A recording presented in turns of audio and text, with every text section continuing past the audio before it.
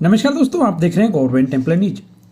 न्यूनतम पेंशन को 1,000 रुपये की जगह पर 7,500 रुपये हर महीने किए जाने को लेकर संसद में केंद्र सरकार ने दी बड़ी जानकारी। जी हां, एक महत्वपूर्ण जानकारी। ईपीएस के तहत मिलने वाली न्यूनतम पेंशन को 1,000 रुपये से बढ़ाकर 7,500 रुपये हर महीने किए जाने से जुड़ी हुई। दोस्तों, कर्मचारी भविष्य पेंशन योजना, खासतौर से जो एम्प्लॉयज पेंशन स्कीम है, उसके तहत मिलने वाली न्यूनतम पेंशन को बढ़ाने की मांग पेंशनर्स और ईपीएफ सदस्यों की ओर से काफी समय से उठाई जा रही है। इसी मांग को लेकर 5 अगस्त 2026 को ईपीएस 95 राष्ट्रीय आंदोलन समिति ने दिल्ली में जोरदार प्रदर्शन किया था। इस संगठन में देश भर से बड़ी संख्या में पेंशनर्स जुड़े हुए हैं। प्रदर्शनकारियों ने केंद्र सरकार से मांग की कि मौजूदा 1,000 रुपये की न्यूनतम पेंशन को बढ़ाकर 7,500 रुपये किया जाए, क्योंकि बढ़ती महंगाई के बीच यह राशि किसी प्रकार से पर्याप्त नहीं है और इस राशि में गुजर बसर करना नामुमकिन है। इस मुद्दे की गूंज संसद तक पहुंची।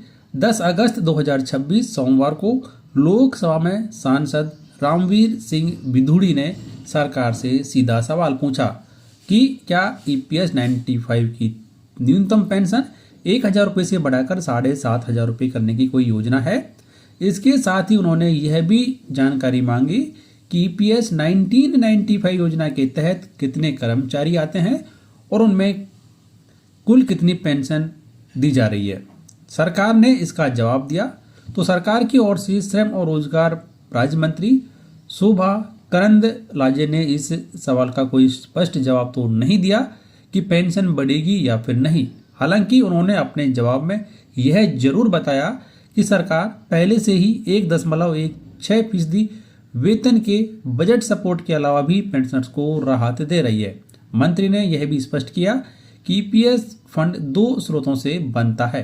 पहला, एम्प्लॉयर द्वारा कर्मचारी के वेतन का 8.33% अंशदान और दूसरा, केंद्र सरकार द्वारा 15,000 रुपये प्रति माह की वेतन सीमा पर 1.16% का बजटीय अंशदान।